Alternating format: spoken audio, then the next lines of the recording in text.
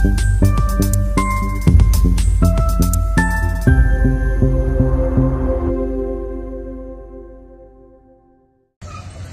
పేరు ముద్దా నాగమణి. నేను కలెక్టర్ గారి బంగ్లాలో 2 సంవత్సరాల నుంచి వరకు వంట పని చేస్తూ ఉన్నాను. అయితే సార్ మమ్మల్ని శివశంకర్ సార్ మమ్మల్ని ఆబ్కాస్ జాబ్లో రాశారు. ఒక 4-5 నెలలు శాలరీ లేకుండా కూడా చేసాము ఎంతో నమ్మకంగా. చేసినప్పటికీ వీళ్ళు మనకి నమ్మకంగా చేస్తూ ఉన్నారని చెప్పేసి మమ్మల్ని ఆబ్కాస్లో పలు మండలాల్లో మా పేర్లు రాయడం జరిగింది. ఆ జరిగినప్పటికీ సంవత్సరం క్రితం జానీ భాష అనే అతను అక్కడ సీసీగా వచ్చాడు. వచ్చి మమ్మల్ని ఎంతో ఇబ్బంది పెడుతూ ఉన్నాడు. అతని వల్ల మేము చాలా బాధపడతా ఉన్నాను. అతను మానసికంగా నన్ను లైంగికంగా.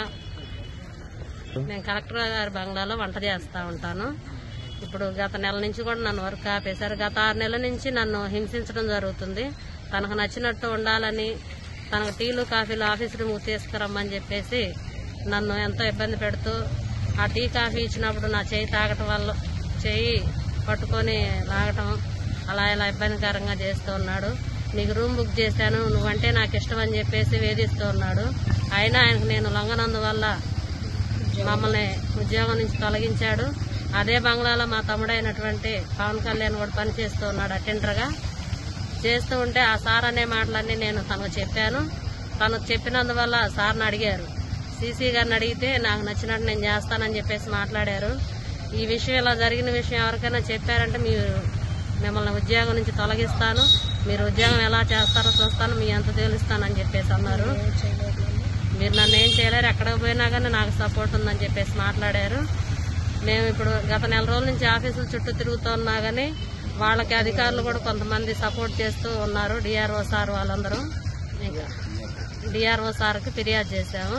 సార్ మమ్మల్ని రాతపూర్వకంగా లెటర్ ఇవ్వమన్నారు. ఆ లెటర్ ఇచ్చి కూడా 10 రోజులు అవుతున్నా కానీ ఇంతవరకు మాకు ఏ విషయం కూడా స్పందించలేదు.